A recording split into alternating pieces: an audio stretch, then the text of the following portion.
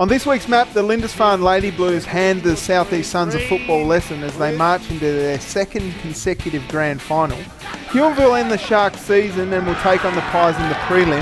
And the Roosters celebrate Timmy Golding's 300th game in a nail-biter over Richmond at the TCA. All that and more coming up next on the map. Good to have you with us. I'm Tubes Taylor and I'm joined, of course, welcome back, Peach. Thanks, Tubes. Nice to finally get back in the chair again. I was obviously suspended last week for unduly rough play, but good to be back. No, what it was, mate, is that it was your little chirp after in the clip. Yeah, with, unbelievable. Couldn't believe that went to the tribunal. Yeah, I know. So you got a 1 week suspension. Well deserved. Yeah, fair enough. I took it. We're going to run through the results from the SFLW. It was the semi-finals on the weekend, and Lindisfarne Lady Blues will head straight into the grand final after a big win over the South East Suns. North Hobart defeated Claremont quite easily as well, so they'll go to the prelim against the South East Suns. So a big game of footy here at North Hobart in the SFLW next week. In the SFL men's finals. Yeah, in the second semi-final, Lindisfarne confirmed their premiership favouritism by belting Claremont in a commanding game. And Blackburn bagged 7. He's been massive. He's kicked 29 goals in the last 5 weeks, Blackburn. So he's one to look out for. And Huonville and Dodgers Ferry played a really tough game. In the end, Huonville got up in a tight game at Huonville. And in the Old Scholars, it was Dosa by 2 points in Tiggy Golding's 300th game up there at the TCA over Richmond. And Dafty as well. Yeah, Dafty's 250th. Unfortunately, he couldn't get the chocolates up there. OHA smashed St Virgil's by nearly 30 goals, which was a bit rough for St Virgil's after a big couple of weeks for them. And University got up over the top of Hutchins. Down at Snug Oval, footy was back at the channel. Nice to see footy down there again. They need it, don't they? In SFL, I went over to the Lindisfarne Claremont game. It was a very even contest over there. The big fella Blackburn kicking 7 goals. Yeah. There was a bit of a breeze going to the southern end, and it was pretty even up until quarter time, but Lindisfarne really just turned it on after quarter time and smashed Claremont through the middle. Although Claremont did have a few players out.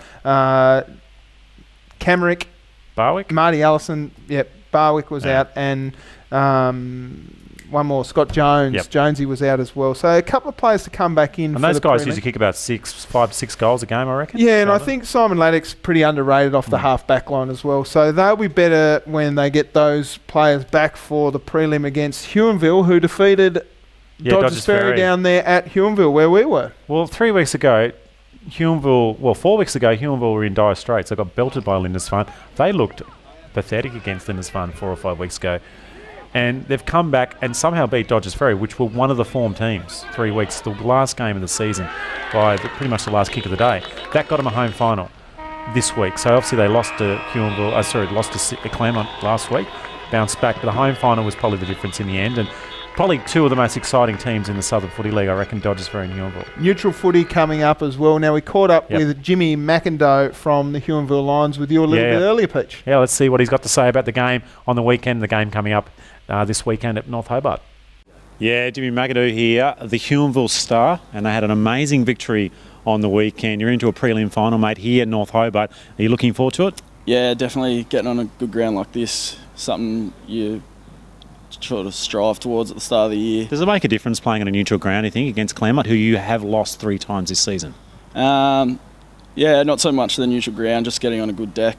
Getting away from Huonville probably helps. Bit of mud at Huonville at the moment, isn't there? Yeah, it's a slow deck at the moment, which probably doesn't suit us. And you've got training this couple of times this week. You're going to be doing a full training, or is there a few guys still a little bit injured for Huonville? No, we're going full guns at the moment. Yeah, so everyone's out on the track. Got recovery tonight, so yeah.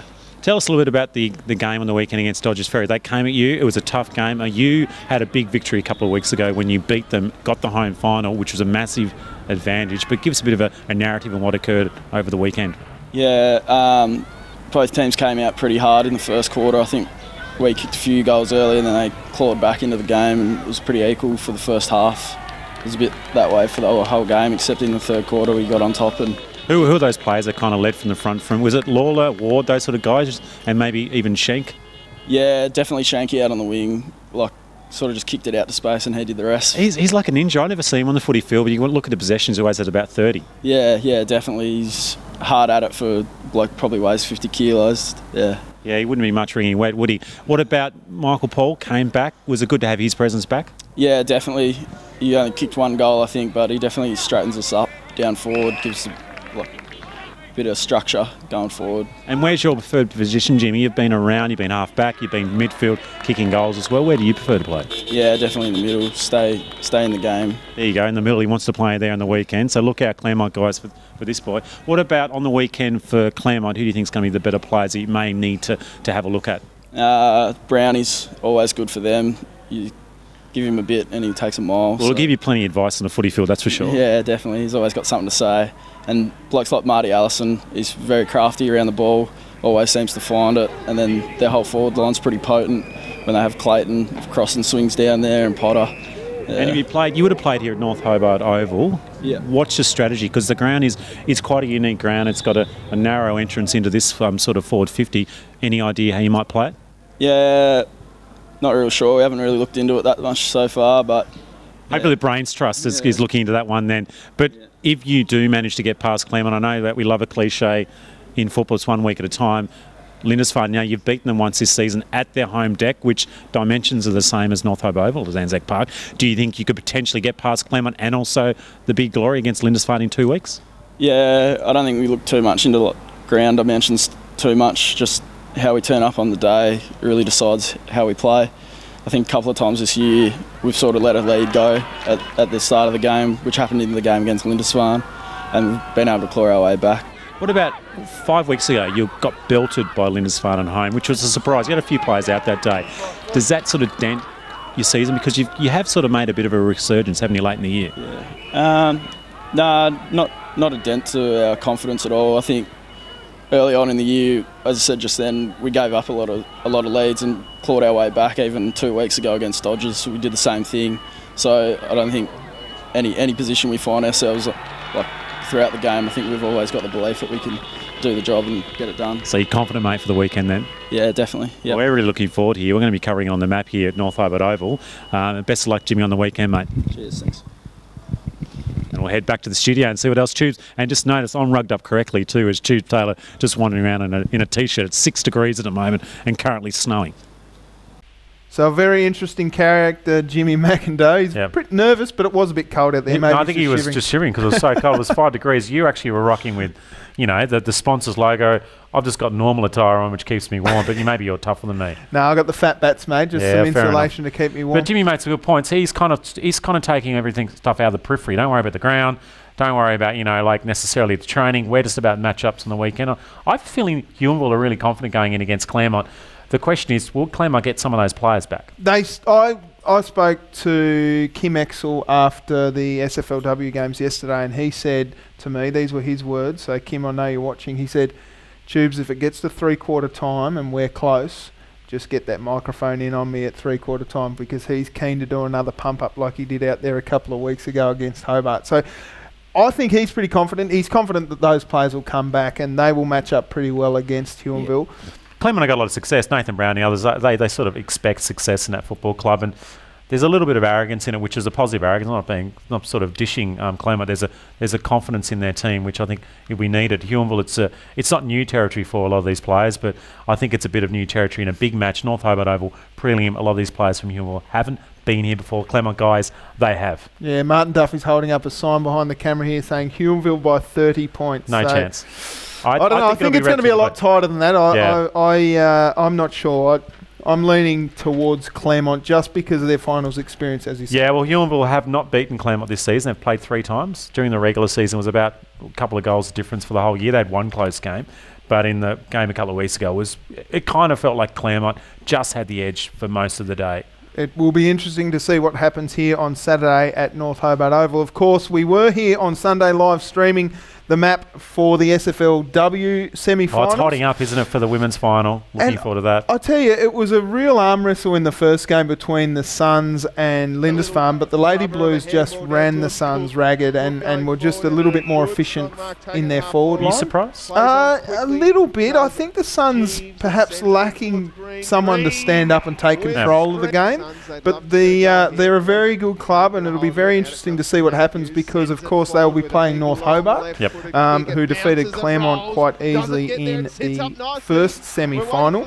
We managed to catch up with Greg Grubb a little bit earlier as well, so we'll cut to an interview that I caught up with him just a few moments ago. Here with Greg Grubb, the successful coach from the first semi-final on Sunday. Mate, a great game by your girls. Yeah, no, it was a terrific effort. The girls came out, turned up the play, they played for each other, which was fantastic to see. It was something the girls have been working on for probably the last 6-7 weeks, playing together as a team for each other. It was a fantastic result for the effort they put in. Certainly a different lineup to the lineup we saw out at Abbotsfield Park a few weeks ago, mate. Tell us about the difference and the changes in your side. When we last played Claremont, we had probably 8 girls that weren't available for various reasons, for injury, work, etc. We were short on the day, girls pulled out sick, so we had 8 different players that didn't play that day, and they came in this week. Well, over the last 7 weeks they've been coming back bit by bit. Yeah, completely different setup. Yeah, Boardington was one for mine. We saw her take a couple of runs and bounces. Where's she come from, mate? She goes to collegiate and just walked in one night training and said she wants to play. She was in the state academy, state under 18, Allies player, a couple of games for Clarence, and she wants to play here for the rest of the year. So hopefully Clarence give her back to us this weekend, and we can get into a grand final. So she needs a clearance to play in the final? Probably just the green light from Clarence coach Andy Smith to say yes, she can play, which we want. Okay, Andy Smith, if you're watching, can you please let Talia Boardington play for North Hobart this week? Is that what you're after? No, look, next 2 weeks would be fantastic, but this week particularly, yes. Crystal Kelly was very good as well, probably a little bit under what she's normally out there doing. Yeah, no, Crystal was, how do you put it, up and down a little bit, but she's got the experience now coming up to her 50th game soon. She's likely to turn it on this weekend again, considering what she's gone through this year. So, and of course I won't mention her nickname. No, we're not going to mention Shagger, Crystal, we're not going to mention that at all. Mate, I know your half-back line was immense on the weekend, so you've got Massey down there, Flakemore. The attacks that came from Claremont just kept getting repelled. They really found it hard to break that half-back line. Is that something that you've worked on? Yeah, we tried to keep our back 5 the same, or back 6 the same for the last 8 or 9 weeks, with Paige and Amy coming out of the representative squad this year, and the experience of Steph, who's played 50 games of female footy. We found that nucleus back there was really good to have, and the strength and bond that they've got is special. Yeah, it really is, and I think coming up against the South East Suns, who are a very competitive side and probably one of, obviously, top 2 this year, do you think you've got what it takes to knock them off in the prelim? Look, the Suns, they're a very good side. They've got some good players. We've done our homework. We've sat back and watched. They've beaten us convincingly twice this year, but we feel that we can give them a good run for their money this weekend. Yeah. Now, mate, hypothetically, you get over the Suns this week. Do you think your girls have got what it takes to get over the Lady Blues? Lindisfarne's a really good side. They've recruited well this year. They've got some very outstanding players there, and they'll definitely be hard to beat. But anything can happen grand final day. Anything. Now, mate, very quickly, I know outside of footy, where do you work?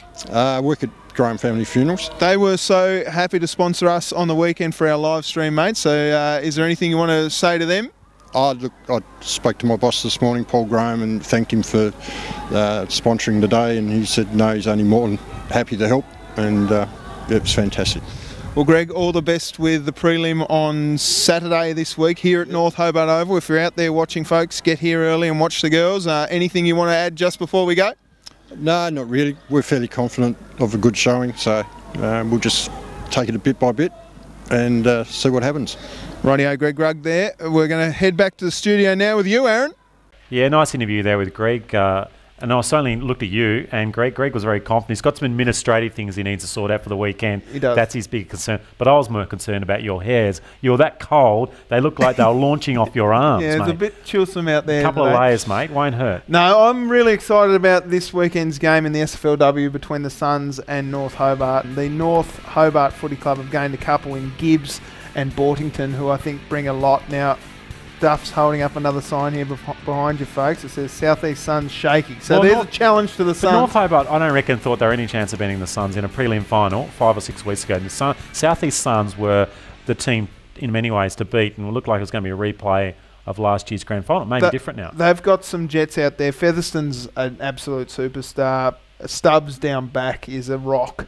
There's a couple out there. Matthews has been a little bit underdone, but she's a finals player and she can kick goals. So it's going to be a great game out here. We must, of course, thank Brendan Byers from the Claremont Footy Club, who's been a big supporter of us here at the Map and at Duff TV. So took his girls from last on the ladder last year to a second semi-final. So congratulations to him and the girls at the Claremont Just Footy to see how much improvement people can have over a 12-month period, like the skills improved decision-making, and they're probably understanding of the nuances of the game. Yeah, no. So get along to North Hobart Oval for all the SFL finals action between all those clubs that we've mentioned before. Now, Peach, a quick break here. We're going to be right back in just a few moments with a quick Old Scholars wrap. There's a sound. It's the sound of new beginnings, the heartbeat of change. To some, it's a loud voice. To others, it gently whispers. You'll know that sound when you hear it. Listen.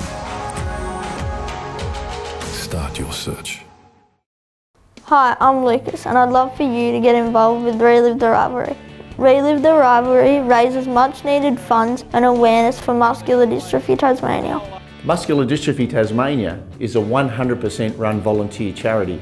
We are always looking out for opportunities to raise awareness and to raise money so we can help assist Tasmanian families living with this disease. The game is a wonderful event for many reasons, so please jump on board and be involved with Tasmania's only Legends charity game.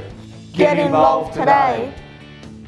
So anybody with a business out there that wants to get involved with Relive the Rivalry, really important to raise some money for Tasmanian muscular dystrophy. Get in touch with James Wiggins from Relive the Rivalry. A great big players cause. coming along too. I've heard that, yeah. Including Paul, my favourite blonde player from the 1996 grand final, Troy Luff. yeah, Troy Luff is coming down. Paul DiMartina. For the Tassie team, we've got Brad Green, Russell Robinson, Clemont's very own Nathan Brown is going to be running around. Is he? Yeah, Clinton Brown as well from the old Hutchins. He's played at every single footy club in Tasmania. Clubs, 20 or 30 clubs I've heard. But there's plenty of players that are coming down. Ian Callanan's going to be running around as well. So get involved. The 5th of October, it's a Friday night game. Knock off work, come up here to North Hobart Oval and watch some old legends tear hamstrings and all that sort of stuff. Get involved. Yeah, it'd be awesome. Now, Jackson Motor Company got a special this week. Yeah, the Isuzu 2012. It's the Ute there.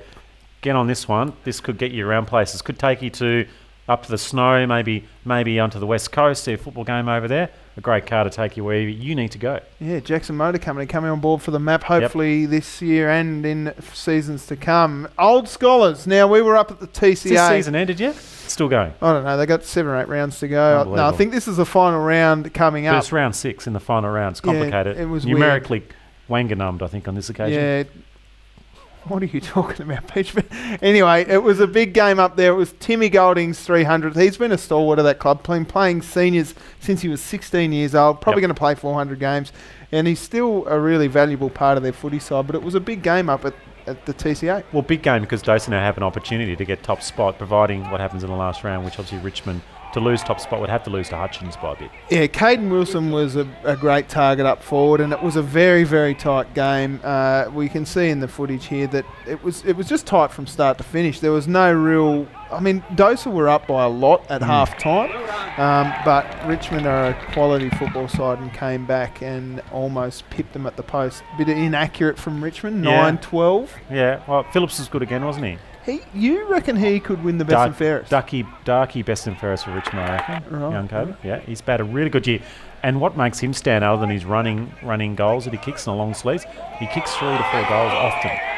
Goal kicking midfielder. I heard there was also, I wasn't there unfortunately, but I heard there was a little bit of animosity between the two footy sides, so fairly hard hitting affair up there at the TCA. So it sets us up for a great final series once we get there, because as we said, there's still another round of regular season to go. But as far as what comes up, I'm pretty sure the top 4 is set in stone. You think the order's set? I think that's it. Well, University can't move, obviously. I don't think so. Yeah, and you're probably right, Choots, but the only change can be Dosa could potentially grab top spot. That's I just... But whatever happens, they're going to meet in the first week of the finals, those two teams. I think this week Richmond are going to get over the top of Hutchins pretty easily, and Dosa have got some Virgils. Yep. So they possibly have a win there, and Hutchins and, University have OHA over at Gilston Bay.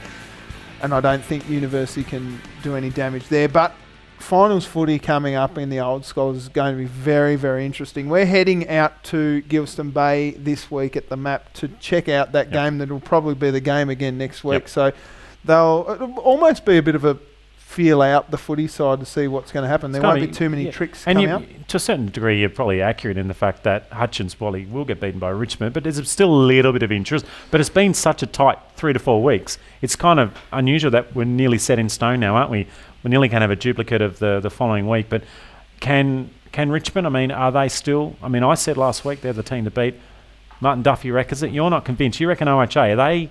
I think OHA. I think anyone in the top 4, in the final 4, can win it. You honestly, said that the last 5 I've said it for the season. I think the top 4. I actually still think Hutchins on their day could beat any other side in the footy comp. Duff has written a little note here: Richmond versus Uni in the grand final. I'm just not sure that Uni are playing as good as they should be if they want to make the grand final, but that would be a good first contest. Week of finals, though. Just traditionally, the Old Scholars do host the first semis at home ground of the team that deserves it, the first and third team. But then after that, it's North Hobart. No, they play. Well, in the past, they've played all the finals out at Richmond. So not sure how that's going to work again this year. I'm not sure what they're doing. I'm pretty confident they will hold it out there at Richmond, though. I think Richmond are still the favourites. Maybe this loss at the TCA was the one they needed to have. They were very inaccurate. It was blowing a bit of a gale up there, shocking conditions. And Rat Gilmore knows he's a good coach. I think it's smart. He's got that team together. They've been together for long enough now. And Dosa probably got a few players that are coming out of that side. So, Richmond are a very consistent team. No, still plenty of footy to come up in the Old Scholars. Now, we caught up with a Tasmanian legend earlier this week in Paul Hudson, and we're going to see what he had to say right now. We didn't have an involvement with this state when I first started, and I'm so pleased to say that we've got now 12 boards around the state, and that we've contributed $7,000 back to grassroots footy on what we provide as a business, not just putting in scoreboards. They're going to bring in revenue, and that's what they do because of the as you can see probably in the background, what they can do. Now the scoreboard is just one part of the software, really. And I know the academy here, the North Hobart and Tasmanian Academy, I've had discussions with Matty Armstrong in relation to how they use it as a coaching tool. So they can actually watch some vision on the board and have their game plan. So it's great from that aspect.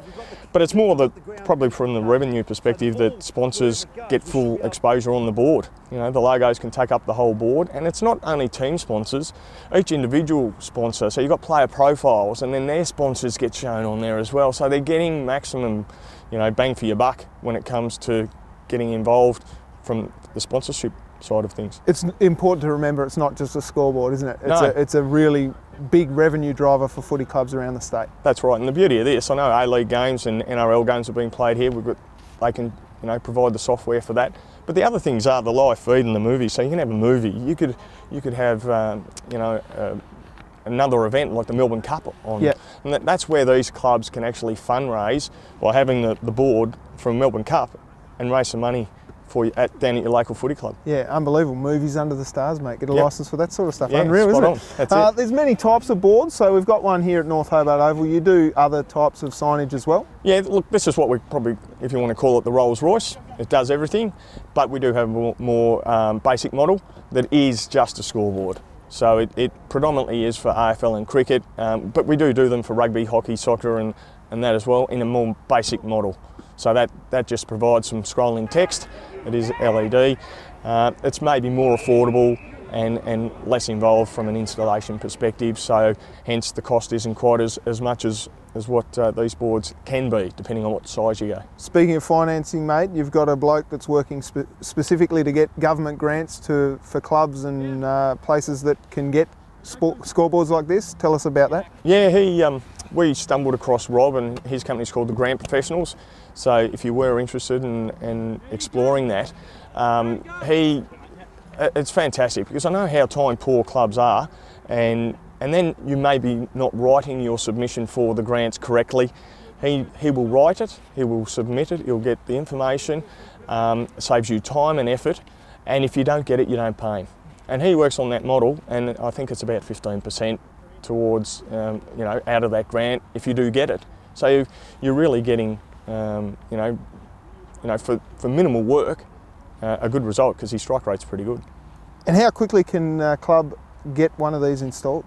Yeah, look, we like to allow, say, 10 to 12 weeks, because it is a process from the time you order, soil tests, the installation process, the preparation and things like that. So that's usually what we're looking at. We like to look, it may come in a little bit quicker than that, but we quote 10 to 12. Quick little test for you, mate. I know you said 12 that you've got installed around the state. Can you name them all? Oh, you're going to put me under the pump. Well, of our more basic models, Longford, New Norfolk and Claremont have gone with those models. Down south with our video board, the Rolls Royce board, we've gone with Brighton Junior Football Club. We've got University of Tasmania. We've got the Hutchins School. We've got North Hobart. Up north, we've got Dial Sports Complex. We've got the Huonville Harness Racing venue, which the footy and cricket's played out the middle of there, and South Launceston Football Club, and Bracknell. Bracknell are putting in a board as well, and one that I could probably include, and it's nearly across the lines, Evandale. Is that right? Not bad, oh, Paul. Thank you. That's a pretty good effort, yeah, mate. So look, we're proud and thankful to those clubs, and hopefully they're reaping the rewards of the boards. So there he was, Paul Hudson, a legend of Tassie footy, and it was a real treat to be able to talk to him about what he's doing these days and run through a few of the stories that he had about his career. Yeah, awesome, and also the scoreboards are out there to make it easy for us when we go to the game. We don't have to get our binoculars out to actually read the font. No, that's right. Now, next week we're coming to North Hobart Oval to check out the preliminary finals, of course. We will also be heading over to Gilston Bay to watch the game between the Ships and the Rainbows over there on the Eastern Shore. Now, Peach. Photo time, is it? Yes, it is. Social media photo time. But before we do, we've got to, of course, pump up where we're going to be next week. We're doing the William Leach medal out there at Glenorchy, and Duff is just going to grab one of these stubbies here. He's obviously pretty thirsty. But we're going to be out at the William Leach medal. So, are you hosting again? Yeah, I'm going to be hosting. You're going to be hosting. Am I there? Yeah, you're going to be there. I'm You're the going to be there, reporter. mate. You're going to be dressed up a little bit better than you are tonight. Not in a cardigan, of course, but you'll be there. So make sure you tune in for our live stream at the William Leach medal. Now, social media picks. We've got our first one. Before we go on, is Duff going to wear a tuxedo this time? Because last time he wasn't dressed appropriately. Don't know. Yeah, he actually didn't get in the door because he didn't have the right gear on. Duff, get your tux out, mate. Get out of the mothballs. Now, social media picks. We've got, first up, we've got Timmy Golding and his young fella Oscar in his 300th It's a ripper, game. isn't it? That's wonderful to see there.